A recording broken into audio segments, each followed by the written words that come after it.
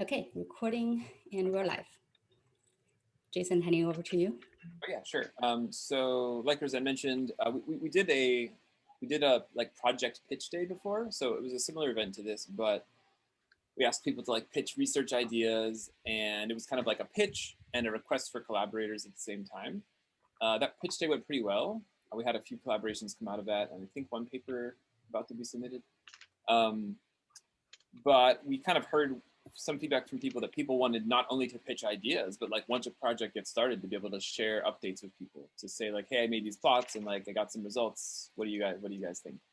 So this event is now sort of aiming to be a mixture of like, I have an idea, here's a big idea, anyone want to work with me?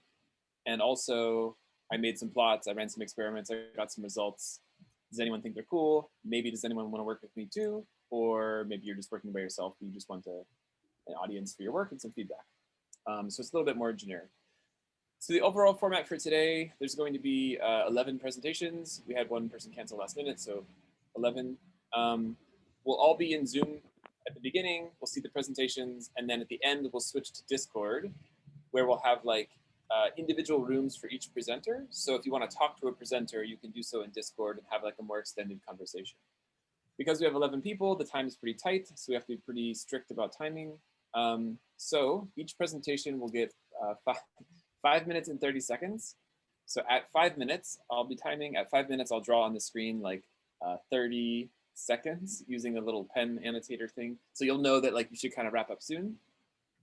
Questions are going to be a little tricky because we don't have too much time. So if for some reason you give a 2.5 minute presentation and you have a ton of time left, you can do questions interactively with people.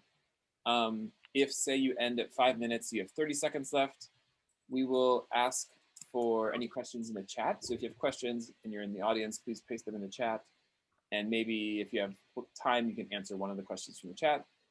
If you kind of hit the whole time of 5:30, then we will just ask people to meet up in Discord after. And that'll be nice because then there's no time pressure.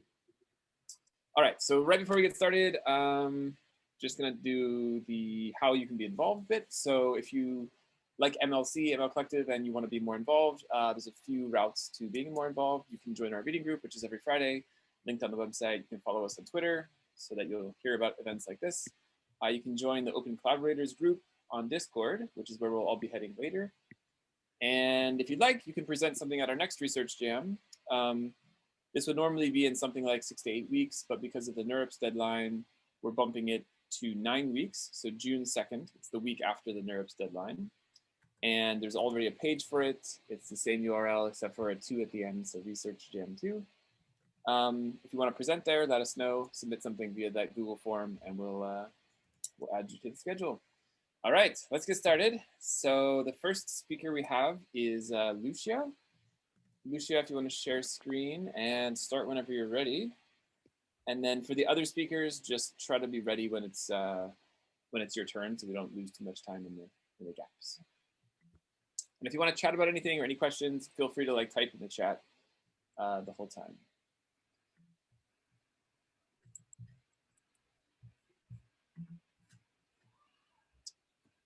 Perfect. All right. Feel free to take it away, Lucia. Okay. We'll need to, stop sharing for a second. And then I'll do presenter view, and then I need to share again. Sure. So this will be actually, this is, can you see well? Yes, perfect. Yep. Excellent. So this is our project. It's called Escher Goes ML, and it's completing the print gallery with image in painting. This is a project of machine learning applied to art. So here you can see, this is Escher's work. It's called Print Gallery, and it's a lithography that Escher made in 1956, and he left the center blank for unknown reasons. The painting is a great combination of art with mathematics. Our aim is to use machine learning to complete the center. The value that we see on this is research on in painting and research in machine learning applied to art. So a little bit of background, why this is new, what we are proposing. There has been some previous research done on the painting 10 years ago by Dutch mathematicians. As you can see, by comparing the original print gallery on the left with the completed version here on the right, you can see that they replicated a similar version of the painting, but the people who worked before on this, they were not actually able to complete the real print gallery. And because they tried to use a single formula to fit the entire painting. And there is not a single formula that can match the painting very well. And here in colors, you can see where both the solution that they propose and the original print gallery diverges. So what we are proposing is to tackle this as a two-stage problem. The interesting thing with this painting is that there is a mathematical structure behind print gallery. So we are trying to unveil this mathematical pattern. And then the second stage will be to apply machine learning, respecting the pattern. So first, let's see what is the mathematical structure behind the painting. So here you have an animation of what we call a Droste effect. This is when a picture repeats itself in the middle. Here we have placed the repetition of the painting itself inside the middle to recreate the Droste effect that is happening behind the painting.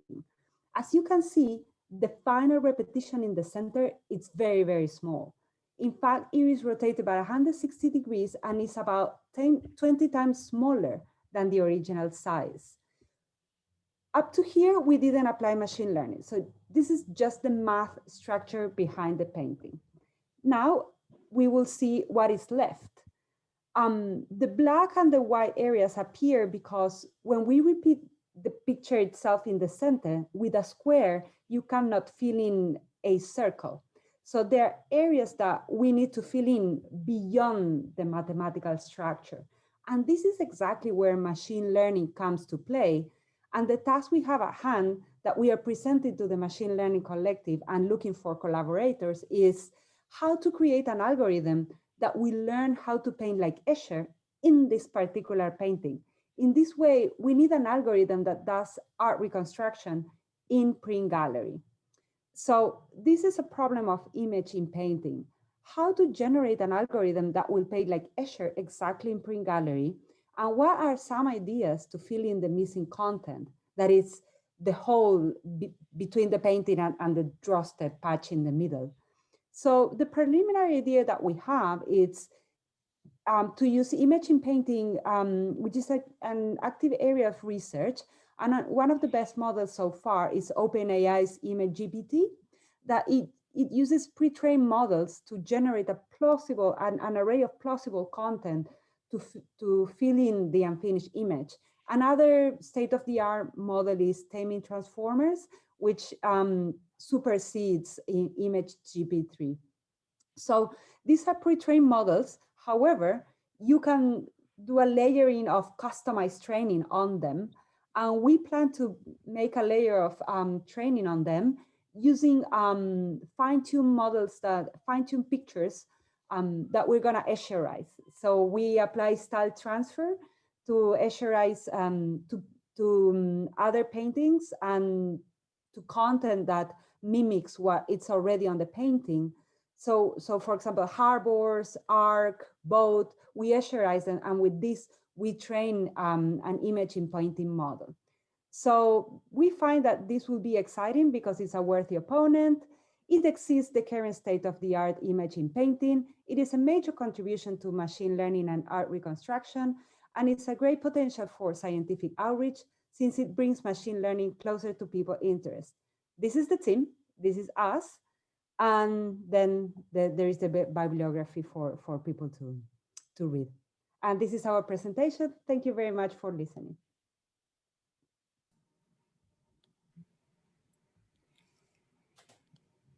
Perfect timing, thanks.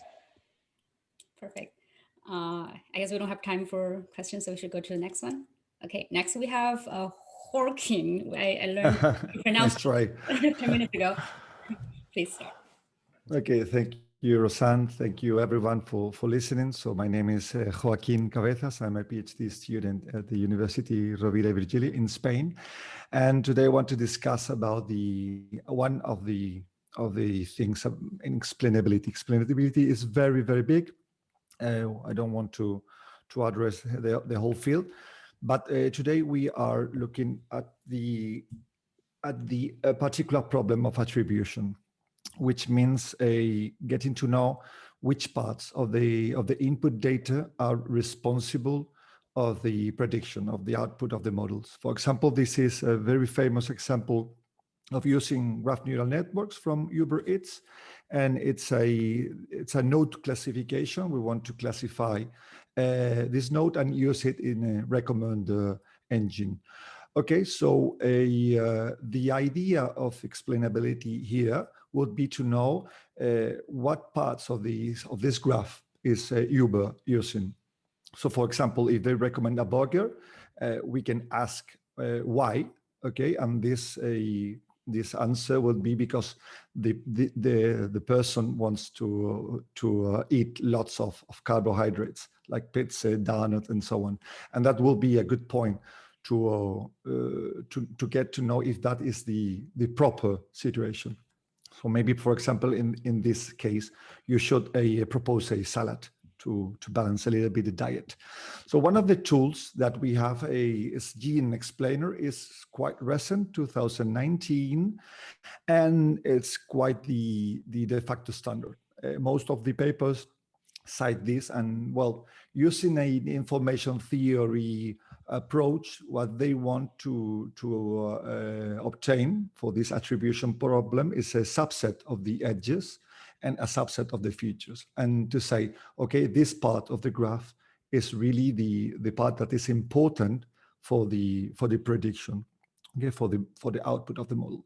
And luckily, there is an implementation of GNNExplainer in PyTorch. So if we like open our notebook, we import the PyTorch geometric, and we deal a little bit with the CUDA libraries, we are able to execute the example. The example is using Cora dataset, but this is the issue. If we execute it, okay, this is the result. This is the subset of the edges that are relevant. We forget about the features for this presentation, but if we execute it again, okay, we see that there are differences. Okay, these edges that from C306 are no longer relevant. So I wondered, okay, this is some bug, this is a problem, and then I execute it 100 times. And what we found is that sometimes it is relevant, sometimes it is not relevant. This bistable behavior is not what I was looking for. So digging a little bit into the code, I found a fixed parameter. Okay, so there is a fixed parameter that it is not working when the explanation, when the neighborhood is small. So if we have lots of nodes connected to the node that we are explaining, it works, for example, 100. But if we have only 20, you see this component, this green component that is in charge of reducing the number of edges, it is not working. So the optimizer, Adam, is not taking it into account. So I think my guess here is that they are using a fixed parameter because in the paper, the original paper, the distribution is around 100. So it works for most of the situations. But in this Cora dataset, that is the example for the PyTorch implementation, you see here the distribution is a scale 3. This is the typical citation dataset. So it is not working. So my proposal was to use a variable coefficient that depends on the number of nodes, and we are able to reduce this proportion of bistability. But now that was I made something, I made that thing, and now I have an idea. My idea is, okay, there is a bias here because the bigger the neighborhood, we have more edges that are always irrelevant. So if we have like 10 edges that are bistable, and then we have 90 or 100 edges that are always irrelevant, my metric of stability is going to be quite high. It's going to be good, so I will be happy. But that's not the reality. So my proposal is to define a new metric for this stability, so to avoid this bias. And this is what I want to discuss in the research jam number 2. So I will leave this like an introduction. I want to know if people are working similar things or they have ideas. I will use 3 different sets of edges. I will propose some ideas with the candidate metrics like entropy or looking at the variance. And also, if someone is interested, but he or she found another research jam that is better, these are my contact info. So thank you very much. Thank you. All of our speakers, by the way, will be holding a voice channel on Discord, so you can enter the channel and chat with them and jam with them about their ideas. So you guys are perfect time managers, all within 5 minutes. So next one up is Austin, because our original number 3 canceled. So 4 is up. Austin, if you want to share your screen. Yeah, let me see. Okay. All right. So thanks for having me. I'm going to talk about Hasktorch, which is a library for functional programming for neural networks and tensor computation. So what Haskell is, working with a collaborator set of developers here for a couple years now, bringing capabilities of PyTorch, which I think most people are familiar with, to the Haskell programming language. And we build on top of the C++ core of PyTorch with GPU support, tensor support, automatic differentiation. So that sort of core capability, bringing it to a new programming language. You might say, why would we want to do this? The whole ecosystem for machine learning is in Python, and that may be where you're most productive as a researcher. And I think that's probably the right thing for many researchers. But I also think that the tools that we use influence the directions we take in research. And there are some questions that I think we don't even ask sometimes because we're starting from a certain starting point with our tools. And when we start with a different programming language, such as Hasktorch, Haskell, we have a different initial condition from which to explore. And so what is it that we can explore in a programming language like Haskell?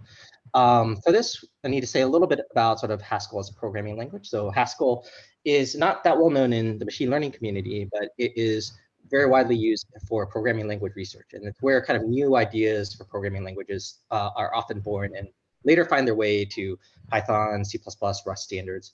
It is a type programming language, which means that it models relationships in your data using a type system. For people that are using Python, maybe you think of types as being very verbose in Java or C++. But part of the benefit of Haskell is from this programming language research, we found ways of making types very expressive and not verbose.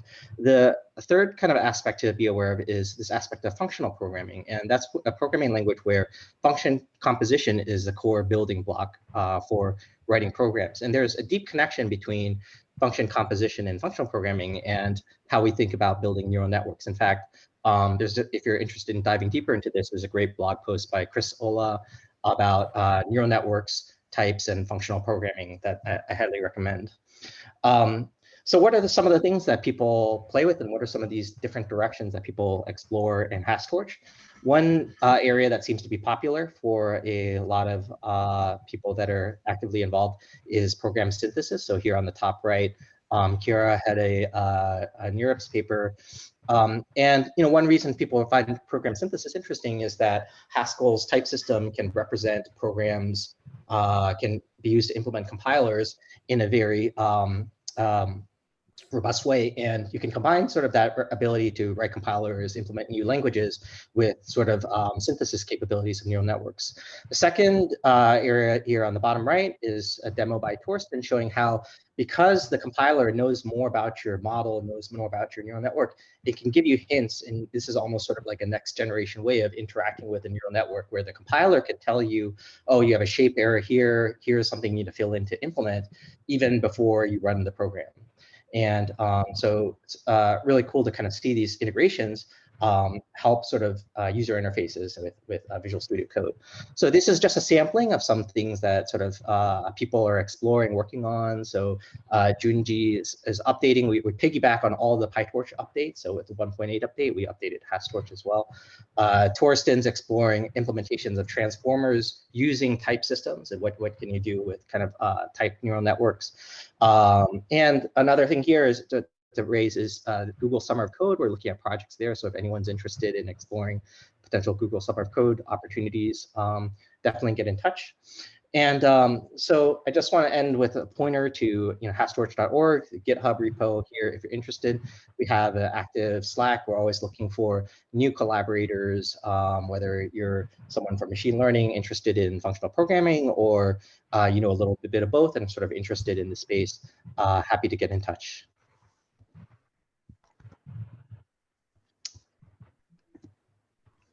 So thank you.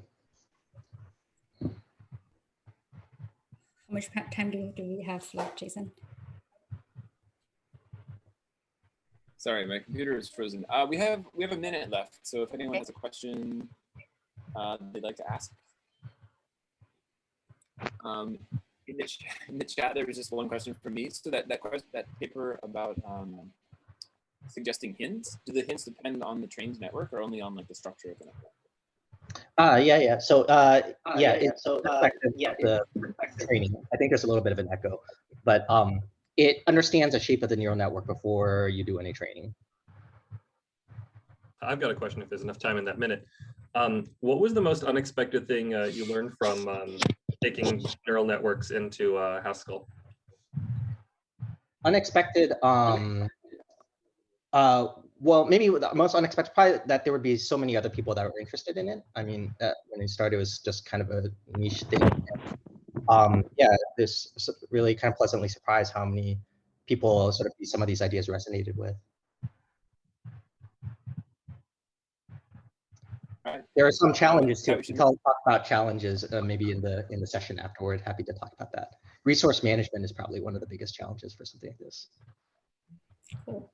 You're welcome to join Austin's voice channel on Discord after this. Next up, we have Charles Martin.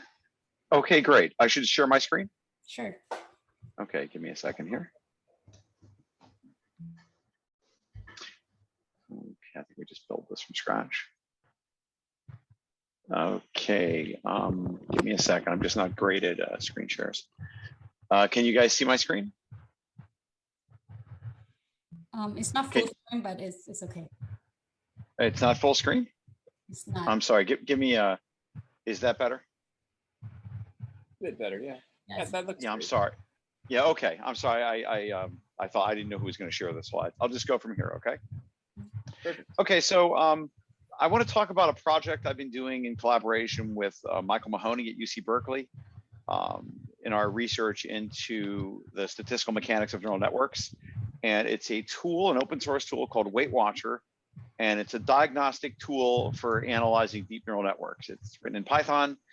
You can install it with pip install WeightWatcher. And we've built this tool to try to get the research out to the community and get some feedback from you.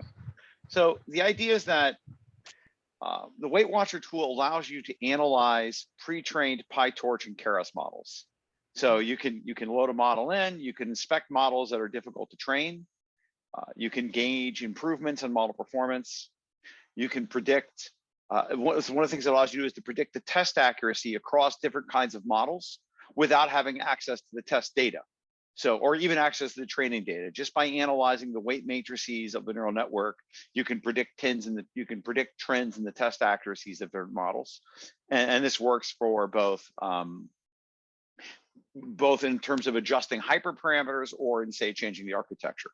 And you can also detect potential problems. For example, you can detect problems when you're doing compressing models or in fine tuning.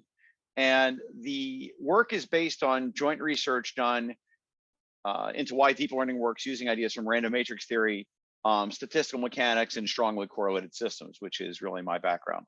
So the idea here is that, I'm sorry, it's a little too 400.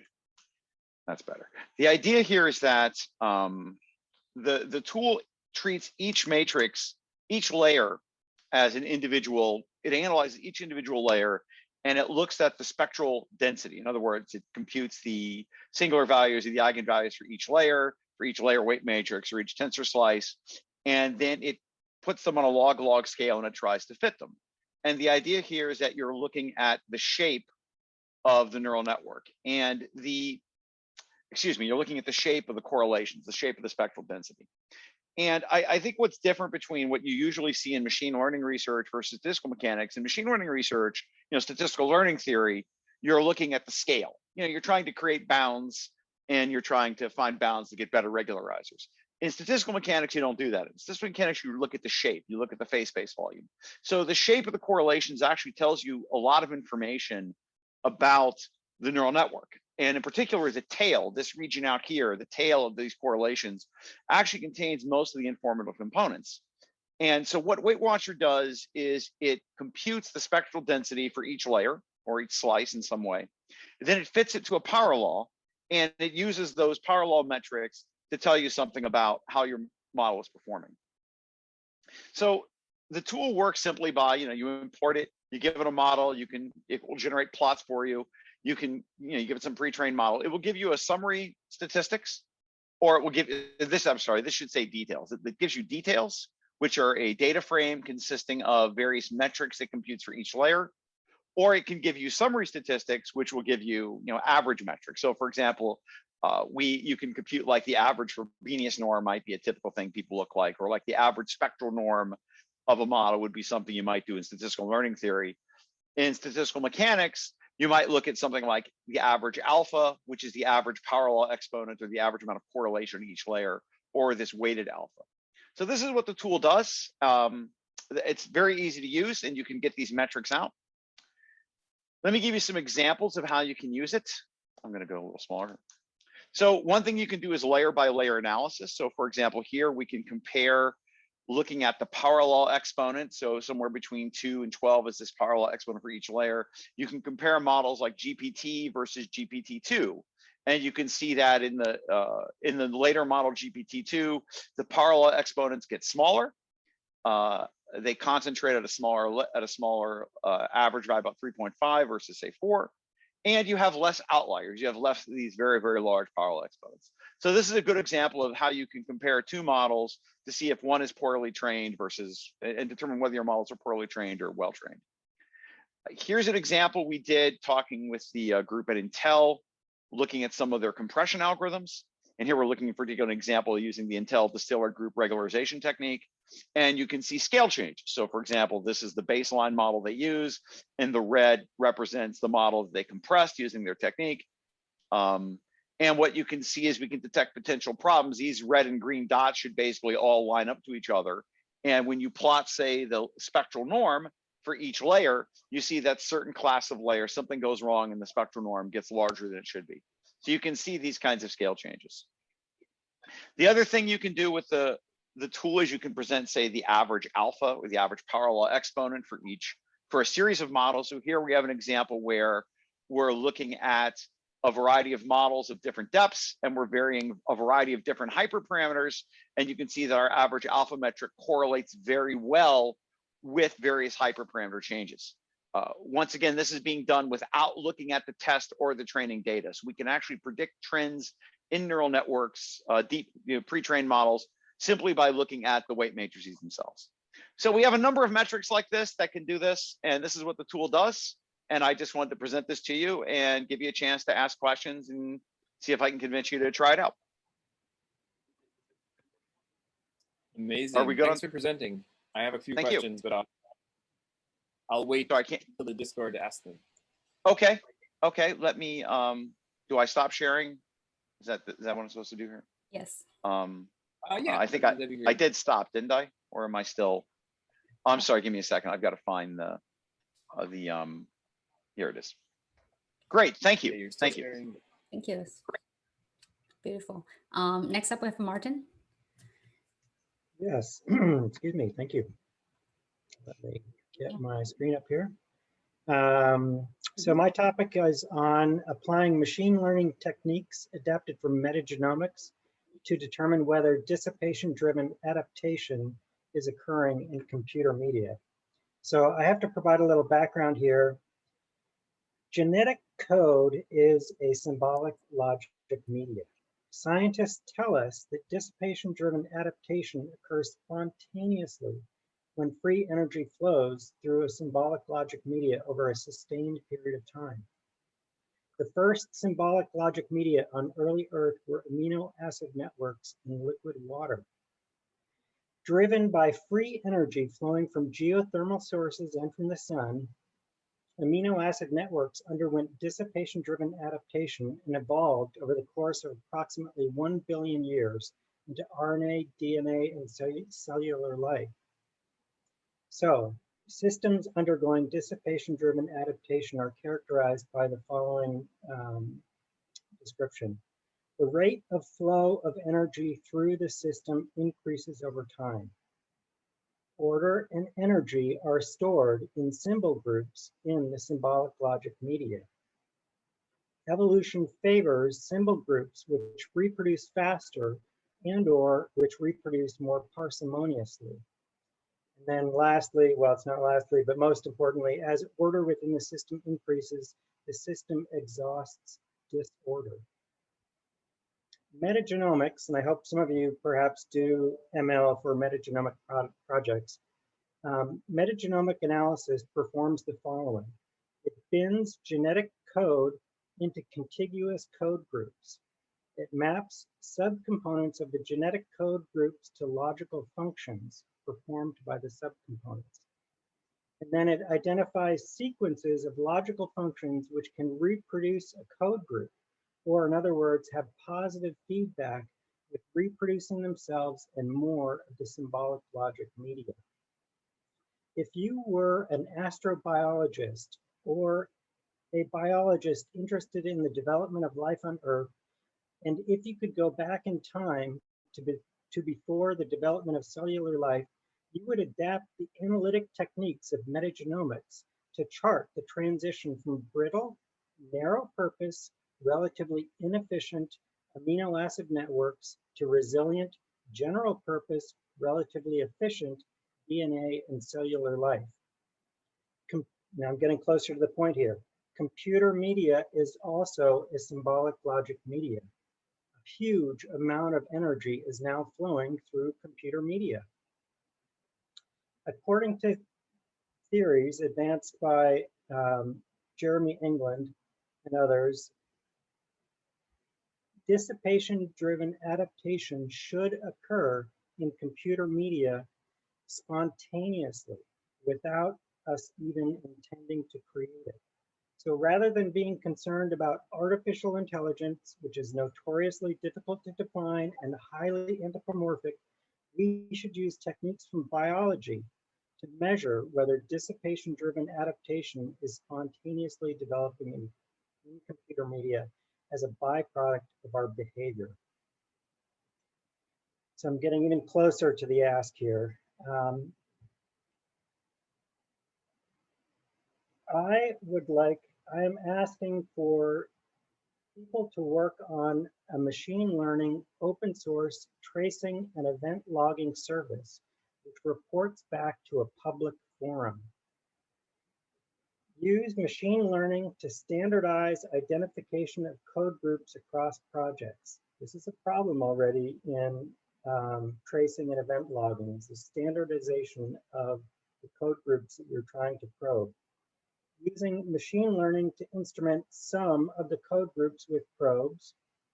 And then over time, use machine learning to identify in public code groups and logical function interactions which exhibit positive feedback with reproducing code groups and more computer media.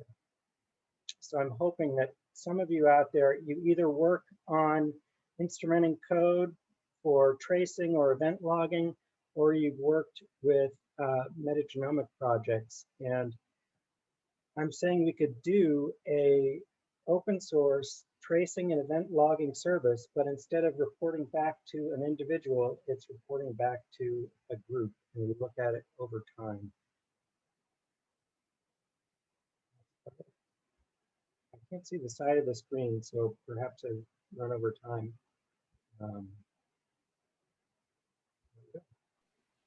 You're fine. You're right at 4 minutes 50. So maybe if anyone has one question, or I guess we can stick with. Samar asked, "What is the meaning of the flow of free energy here?" The flow of free energy is an energy, and free energy is a defined term in physics. And the energy is flowing through the symbolic logic media. On early Earth, the example was geothermal sources pushing out hot water through the amino acids. So there are geothermal sources of energy and electromagnetic radiation from the sun, but the specific form in which the free energy comes is not important. Interesting. Thanks for presenting. That's great. Thank you. Those who are interested, please join Martin in his voice channel or virtual room later. So next up we have Casper.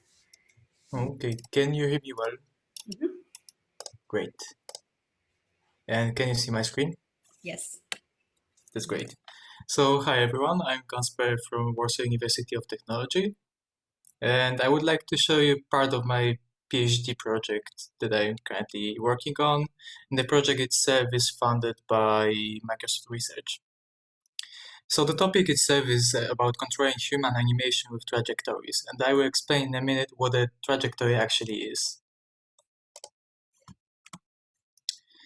So currently, when we approach animating a human, we have the following problems. Firstly, we have to create a model, 3D model of a human, a skeleton or whatever. The process itself is, at this point, already time-consuming. Of course, we can download an asset from, for example, Unreal Engine assets store or something like that, where we have already 3D models, but still we have to adapt this model. And the second thing is that if we want to create an animation of a human, we have, as you can see in the video, we have to move all these joints manually, frame by frame, move them in a particular motion. And the problem is that creating a realistic motion itself is a very difficult task. And if you can imagine, by looking at games like Cyberpunk or Assassin's Creed, these animations can be sometimes janky or can break entirely. So what I propose during my project is that if we assume that we have a particular initial pose, a frame, we can put it into the network together with some trajectories. And these trajectories right now are described as motions in time of a particular joint. So you can decide how a particular joint should move, for example, a hand or palm or something like that, through time. So you have two inputs, an initial pose, trajectories, and you leave it to the network to generate an animation, an realistic animation. And you leave it to the network during the training so it learns realistic motions. So does it work? And yeah, it works quite well.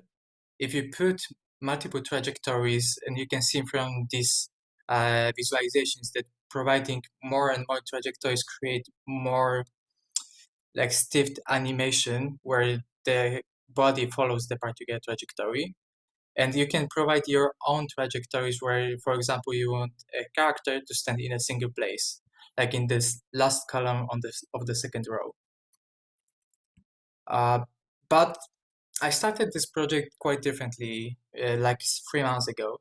I wanted to move with videos because videos are abundant in the internet, but controlling them is very difficult. There are, of course, different GAN models, but they don't allow you to control the video, to put some trajectories, some attributes that are quite explicit about what you want to achieve.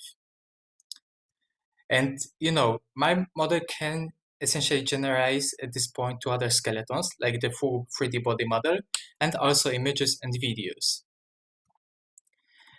But existing approaches rely on a paradigm of post-transfer, like in Everybody Dance Now work, or first-order motion model for image animation.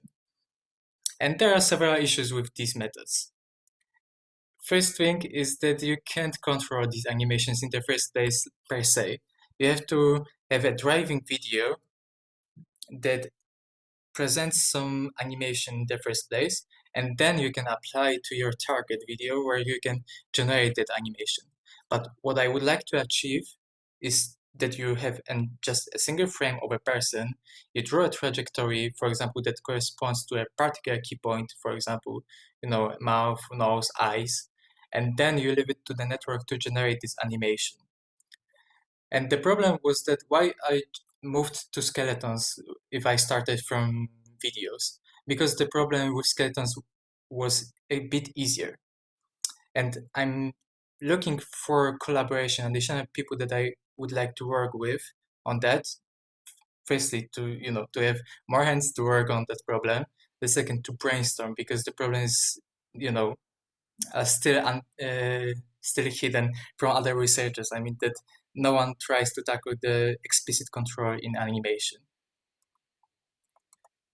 And yeah, Jason, thank you for your attention. And yeah, I'm happy to talk to you afterwards. Perfect. Thanks so much. That was great. I think we're a little tight on time, so we should take questions in Discord. Okay, then we have Carson, who's up next. Can you see my screen? No. Not yet. Not yet.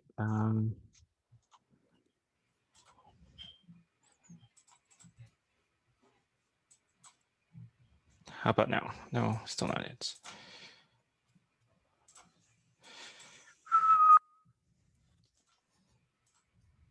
Yes. Perfect. Great. Okay. Hi, my name is Carson. This is external neural memory chatbot.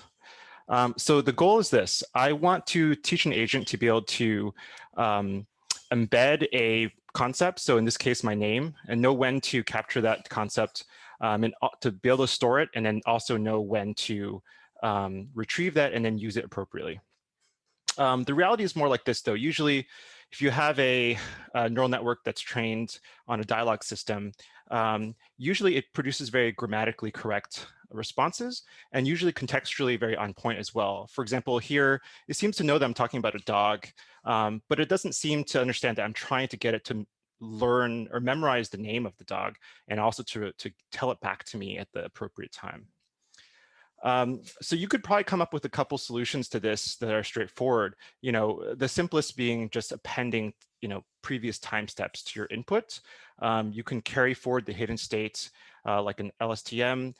In fact, I'm aware of certain efforts to bestow LSTM-like qualities to transformers, essentially get information that's used for previous predictions to kind of stick around for a bit longer. But I want to point to a type of research that's very much related, but I think pointed at a somewhat different goal, which is that they would like to create a memory module that is decoupled from the working memory. So essentially protected from unrelated current computation, so-called external memory. One piece of work that I think aimed directly at this goal was this work by DeepMind called differentiable neural computers related to the neural Turing machine. Essentially, they model memory as being a matrix, and to read from this memory, you're essentially doing a soft attention mechanism and grabbing out a row that way, very similar to the one that you would have in a neural machine translation. And to write to memory, you would essentially replace a row or append another row to this memory. It's a pretty complicated piece of machinery. It's very hard to implement for me. There was another mechanism that was attractively much more simple and streamlined, which is by Munkdalai here. Essentially, when you query your own memory, you provide it with a key vector, and it gets pushed. It's the input to the neural network, and the output of the neural network essentially is the value vector or the retrieved memory, essentially. So that's how you would read from memory. How would you write from memory? So as you're having this conversation with me right now, it'd be very inconvenient for you to have to run gradient descent steps mid-conversation in order to memorize my name correctly. So Munkdalai implemented this perceptron learning rule, whereby at test time, you have to predict a learning rate B, and you have to predict the preferred activations at every layer of the neural network. That's Z prime. And once you have those things, you can, with an immediate update step, bind the key to the value vector, essentially. And so the meta learning task here is to correctly produce B and Z prime at test time. So what I did was I modified a transformer type of chatbot and used this external memory network to be its external memory source. The transformer is a vanilla transformer, the decoder portion of it at least, that's modified to go from a sequence to map a sequence to a query vector and to a memory vector, and also to map a memory vector, a retrieved memory vector, and a input sequence to an output sequence. So essentially that way it can actually speak to you. So, as a kind of sanity check, as a way to monitor the output, this is just a very simple task, very short term, but should work only if the memory system is working the way you think it would.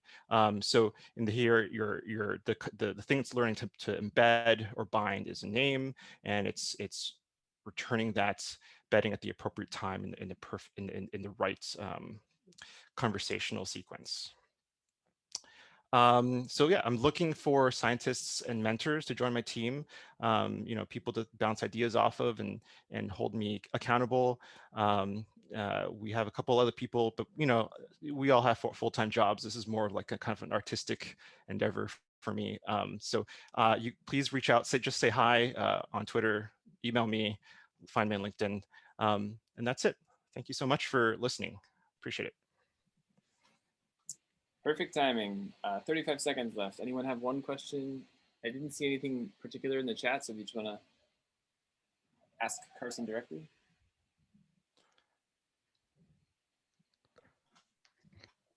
Could you frame this as like a multitask with like a QA task against the memory at the same time you're training conversation tasks? Explored something like that. So essentially to train it for conversation, but to respond correctly. Well, I guess question answering. Well, for question answering, like there's one input, you read the input and then you respond correctly. And then I guess what I'm trying to do here is to have several turns and then like have it remember things from several turns back before. I don't know if that. Yeah. I mean, maybe you can talk more on the Discord. Yeah, I'd love to. Yeah. Can't contact you on Twitter. Do you have your DMs closed? Oh, okay. Thank you for letting me know. I'll open that up. All right, thanks. Thanks for presenting. That was great. Thank you. Next up with Emily. If you're ready to share your screen. Okay. So this is a talk about mass language modeling for YouTube captioning errors. And first, a warning that this is both stale and a work in progress. I did this work about end of last year while I was on a month-long sabbatical. And my name is Emily. I'm a machine learning engineer at Facebook, but this is just my work for fun. You can advance.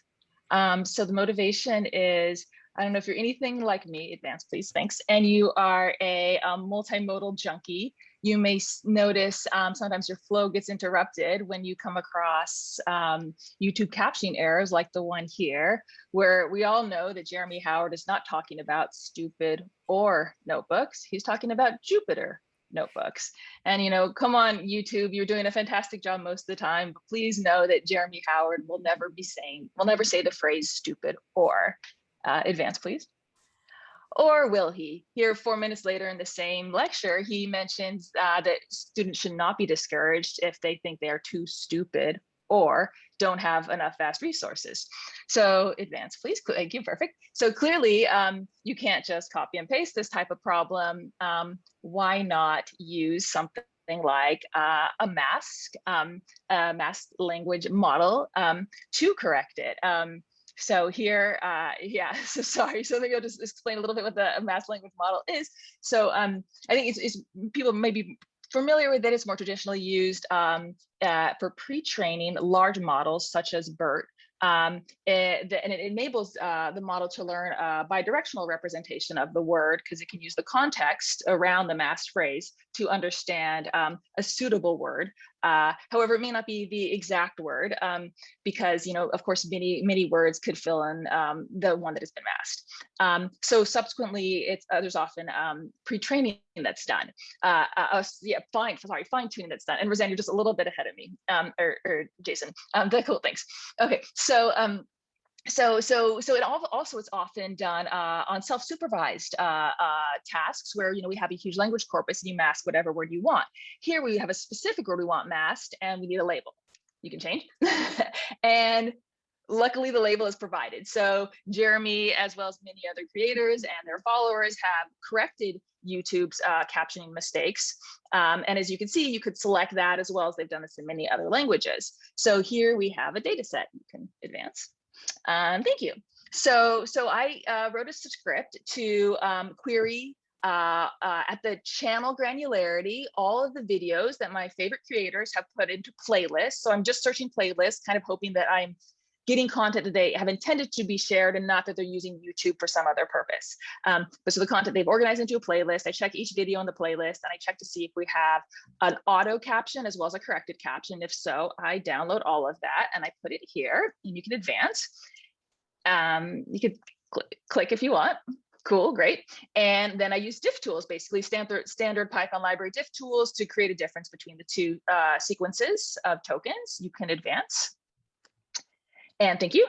And you can download it as well, and you could add your own libraries. I'm not super good with Colab, like downloading it to my drive and whatnot. So if you actually try this linked Colab, it's not going to actually download it to your own personal folder. It'll download it to your Colab memory, and then you can download it. You can use Google Drive or whatever to get it onto your hard disk. But basically, you just clone the repo. You pip install these two libraries. You click on the config file here. You change in the repo that you've downloaded. You change the developer key. You put in the channel name of the channel you're interested in. In this case, it's actually Jeremy Howard, not Fast AI. And then it just makes sure the script kind of checks to make sure it got the correct channel for you. If so, you click go, and it'll download all of the raw transcripts as well as the labeling that's provided by diff tools. And there's a fair bit of a little additional work that has to go into that. So you can do next slide. Great, thank you. So we can revisit the error from before, and you could see that there's the data set includes a common to both sequence. So that's the middle line. You can read this thing for free as, and then we see what was auto-generated, stupid or notebooks, and we see the manual correction. We see it 3 times, Jupyter notebooks, Jupyter notebooks, Jupyter notebooks. So we see it 3 times because we have 3 tokens that were replaced with 1 correction. And that 2 in the final column is because there's 2 additional insertions. So later you can go back. So this whole thing is non-destructive. So in creating all these data sets, you could always go back and I provided the functions to then regenerate the original sequences, both the autogen. Oh man. Okay. And you'll notice here that there's an interesting mistake, which was the Jupyter stupider, but there's also the uninteresting one, which was the punctuation. So advance, please. So I also added the data set to Hugging Face. You can get it there. Advance, please. And then I used it, and this is just actually thanks to Roseanne and thanks to you guys, because I put the data set up and I wanted to use it, but I finally did, to create a simple model. So you can download the data set yourself from Hugging Face. Advance, please. And I did token classification with it. Basically, I used Hugging Face's trainer. It's really straightforward to use, but because this is token classification and there's not a lot of actual tools for just generic token classification. Advance, please. So for example, to do both loss functions and to do things like accuracy, I had to, just roll my own. Most things for token classification are specific to named entity recognition and stuff like that. And also this has a huge class imbalance because 99% of the tokens are error-free. So the far majority of the tokens are, yeah, you're good, that's good, that's perfect. So the far majority of the tokens are no diff. But you can see in this normalized confusion matrix that the model is, very simple model, and it's a burnt model, a distilled burnt actually, is able to, do some correct classification, but it can still get a huge amount of mileage by just classifying everything as no diff, as you can see here. So next steps is clearly the data set needs to get increased in size. I don't know if you saw the severe overfitting that was taking place. Deal with the fact that the Hugging Face data set is a subset of the actual data set on GitHub. Token classification is what we quickly discussed, but what I'd really love to do with this is a masked language model where originally we just use the errors identified in token classification use the errors that we know based on the label to try to put in a masked model, and then eventually use the errors that are identified in the first model to actually correct it. Sorry for the technical difficulties, that is all. There, but thanks. That's a really cool project. I really like this, this data set you collected. Let's install questions to Discord and start with the next speaker. Okay, next am I muted? Okay, next we have, what's next? Dom. You ready? Yeah, I was just ambushed by a lot of exclamation marks. I'm starting to understand what the problem was. System preferences. Okay. Are you using the app or the Chrome plugin? I am using the app. I'll have to reopen this. I'll be back in a second. Okay. Probably some permission setting if it's asked for system preferences. It's pretty cool, Emily. And I'm glad that you trained a model because you have this pressure to show your results. Otherwise, you probably leave it there for another 3 months. But maybe people will help me, motivate me to proceed, which would be great. Yeah. Okay, I'm back and it's looking good. Nice. Okay. Nice. Cool. So let's get going. All right. Hi, my name's Dom. And first of all, thank you very much to the organizers for the opportunity to share this idea, and I guess straight on to that. So I want to talk about an idea I had for imbuing convolutional neural nets with some kind of internal monologue, or maybe kind of an internal sense of the global scene that it might be perceiving. We can call that the mind's eye. Good. So what's the problem we're trying to attack? Let's consider CNNs first. You can think of them as layered computations of local features, just features computed from very small local patches.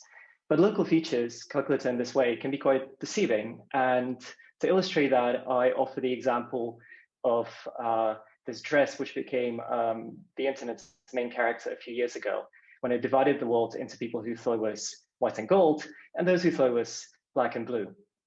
And what's interesting about that controversy is that they never really disagreed about something like the value of any individual RGB pixel. They were talking about something that's far more subtle. What's the true color of this dress, kind of properly understood in its environment? And you can even think about this because you can form a hypothesis in your head about what the global illumination conditions were at the time that the photo was taken. You can have a hypothesis about the quality of the photography involved. And you can use that too when you're looking at a local patch, subtract, say, bad lighting, or subtract deleterious effects of just bad camera equipment. So what you see here is a combination of bottom-up effects, kind of creating a global sense of the picture by studying the pixels, but then using this global understanding of the scene to influence those local features yet again. It's kind of bi-directional, bottom-up, top-down. And well, can we somehow infuse our CNNs with this? Many have tried in the past, often with something like attention, but attention gets super, super expensive for the very, very simple reason that if you have a humble 1 megapixel photo, comparing every pixel to every other pixel using an attention mechanism is 1 trillion comparisons, and you quickly run out of GPU memory. So let me make a small proposal into addressing that. First of all, I want to name check a few papers that came out very recently, the perceiver and generative adversarial transformers, which try to attack a similar problem using similar methods. In fact, I feel like this whole thing is kind of in the air, that by the end of this talk, it might already be solved in precisely this way. Let's have a look at the neural network downstairs. You see 2 strands, there's a convolutional one, and then there's an attentional one at the top. And this convolutional one can be just your standard ResNet, right? But this attentional branch acts on something we might call perhaps conceptual pixels or conceptual words when laid out in a sequence. In this case, is this 3x3 grid that you see in the very top row. And every conceptual pixel in this grid can attend to every convolutional pixel. And it can do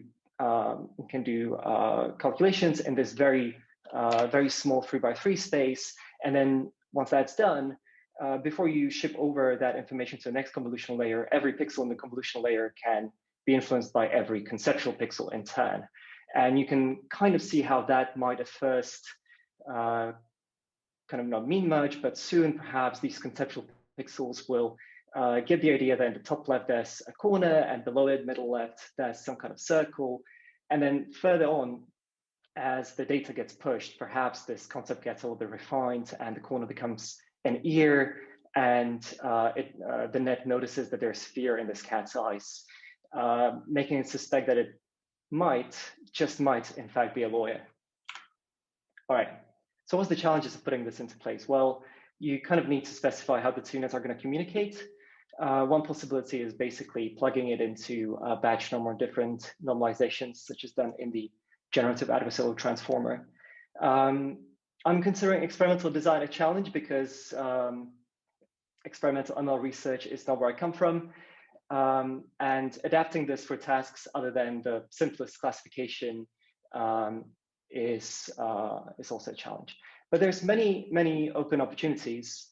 Classification itself seems to be quite a simple, easy task. In fact, I have a prototype that's up and running. You're looking at it training on a admittedly very toy data set. But the real goal for me is something that's a little bit more scene-based, a little bit more scenic, perhaps segmentation.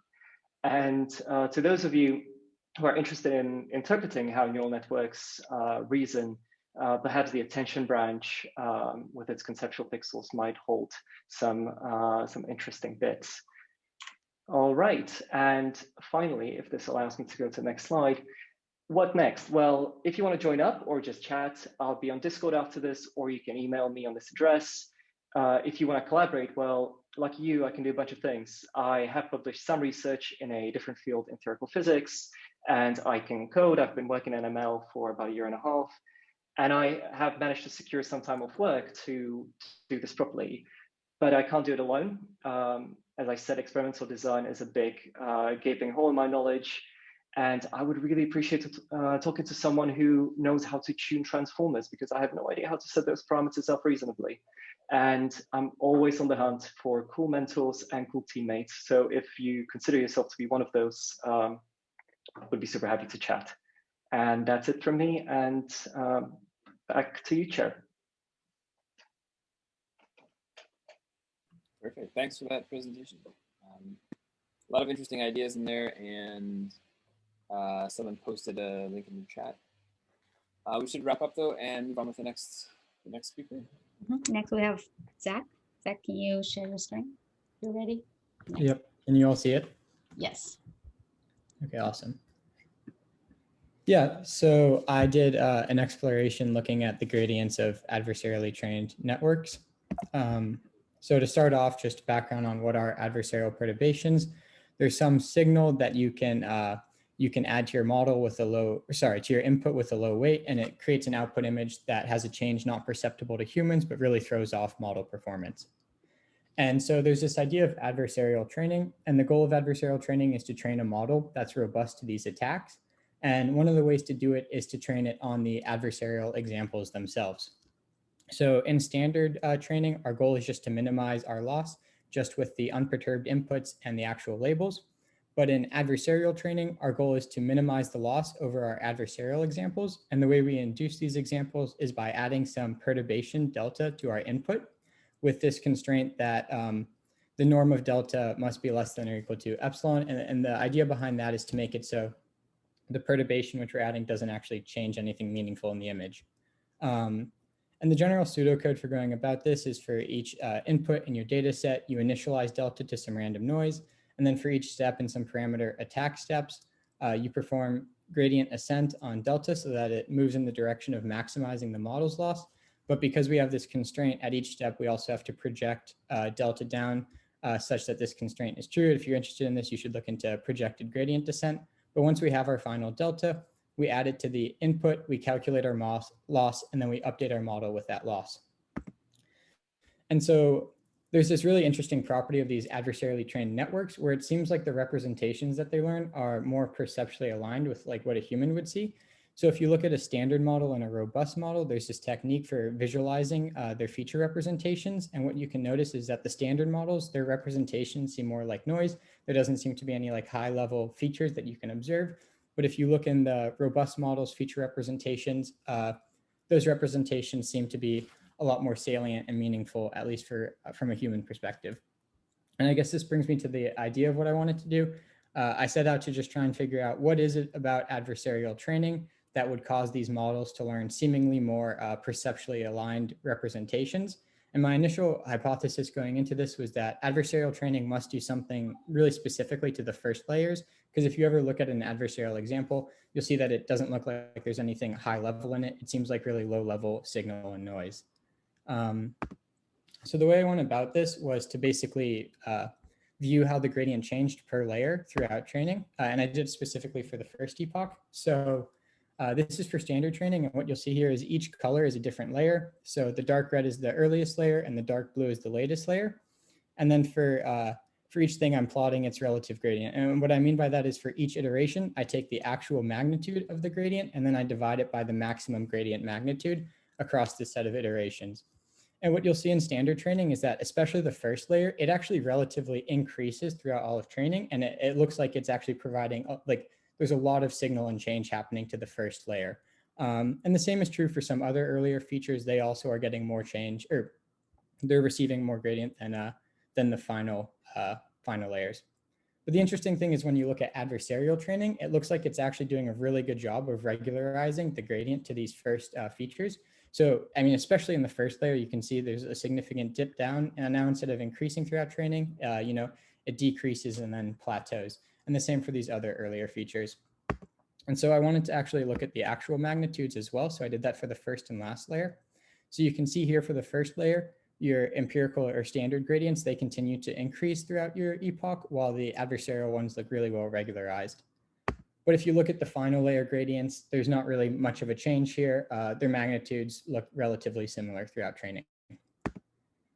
And I wanted to make sure that this wasn't just, some artifact of whatever architecture I was using. So I also did this for VGG, and you can see the same thing here where the earlier layers, their gradients tend up during the training. So their magnitudes are increasing during the early part of training. Or sorry, the early layers, their magnitudes are trending up during training. But then if you look at it using adversarial training, you'll notice again that the early features, their gradients seem to be really well regularized. But again, this is the relative change. And if you look at the final layers, you'll notice that it actually doesn't seem like there's too much of a difference there. So again, it seems like it's an earlier layer regularization. And so again, looking at the actual magnitudes, this time for VGG, you'll notice the empirical one grows throughout training, the adversarial one does not. But for the final layer, it doesn't make much of a difference. The adversarial and typical like standard gradients seem to be relatively similar. And I didn't include it in this presentation, but something I've been working on, and the reason I didn't is because I'm just getting preliminary results now, is I wanted to test this hypothesis again, that it's just the first level features. So what I did is I've been training models where only the first layer receives an adversarial loss and the rest are trained in a standard manner on the typical empirical risk minimization. And it turns out that just training the first layer adversarially can actually recover most of the adversarial performance. But again, that works preliminary. And yeah, if you're interested in this topic, here's some papers that I've been looking a lot recently.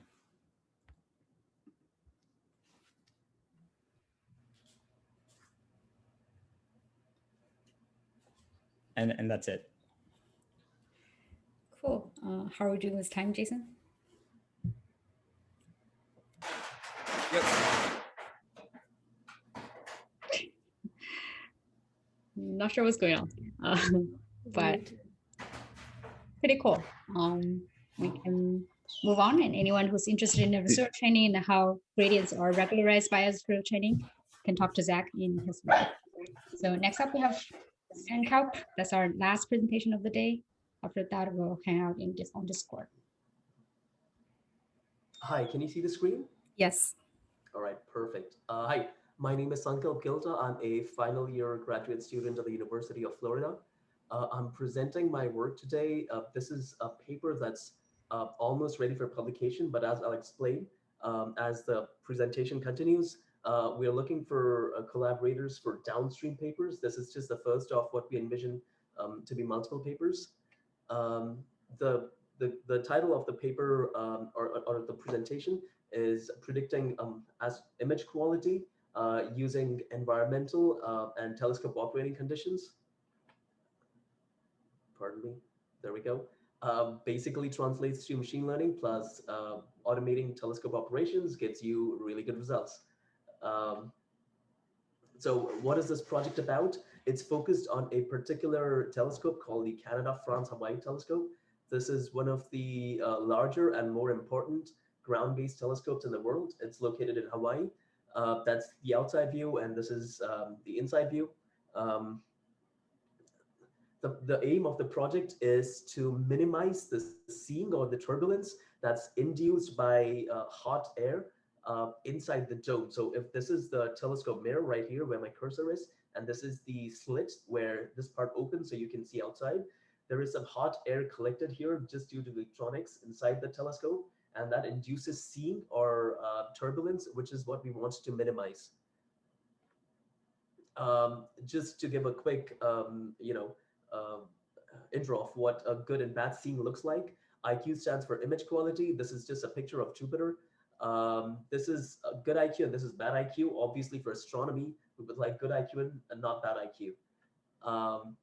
Status quo, this is the top and profile views for the telescope building. As you can see, to tackle the issue currently, what they've done is they've installed 12 vents in total, which are either left completely open or completely closed based on the prevailing wind conditions. If there are heavy winds, they close them. If it's reasonable to open, they completely open all the vents.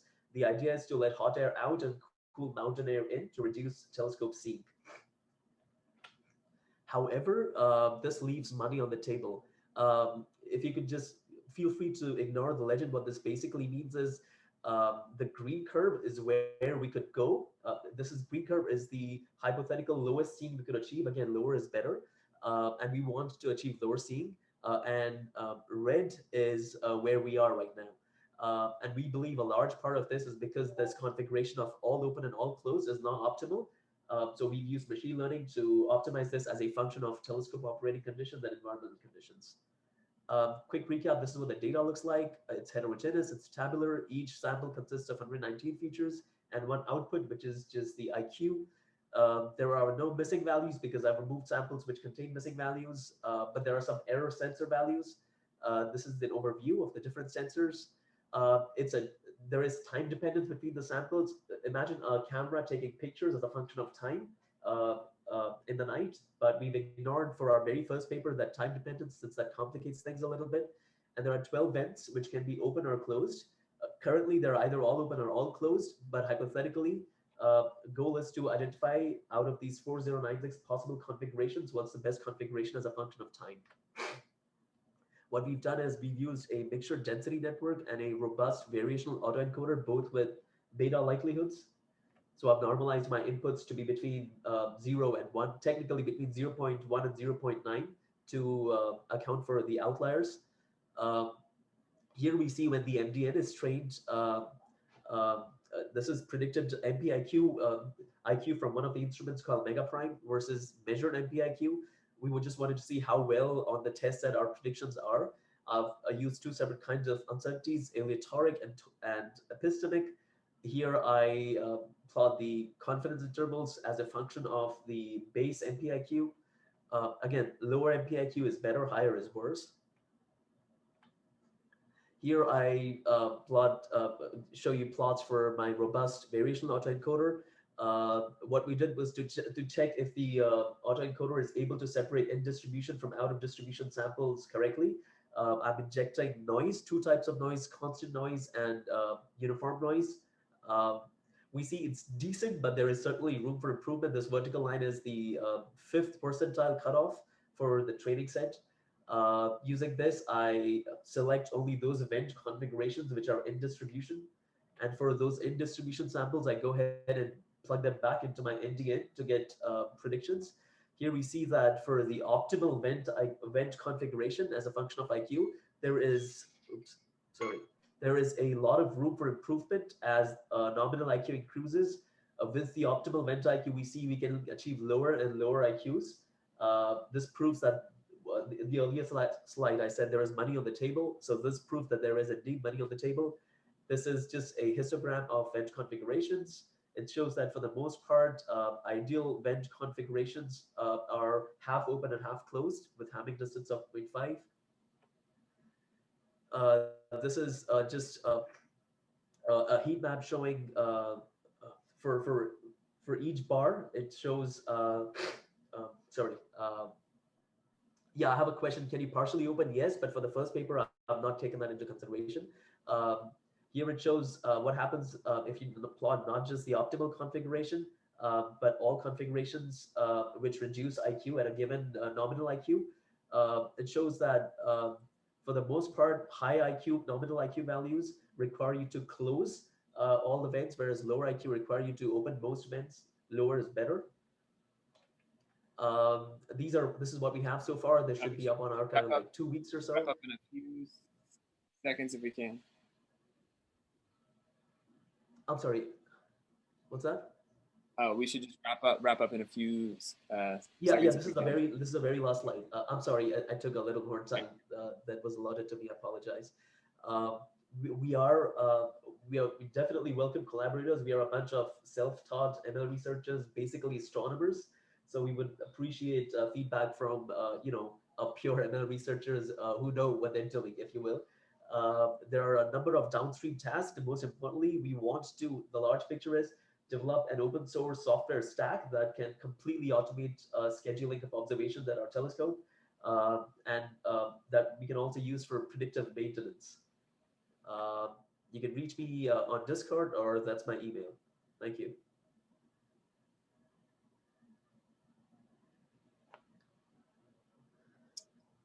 Awesome. Thanks. Maybe we can thank Sankalp and all the speakers, actually. We had 11 great talks, so thanks, everyone. Many people are clapping on mute, I'm sure. So next, we're going to head over to Discord. So actually, Roseanne or someone, can you paste the link in the chat, the Discord link? So we're going to head over to Discord.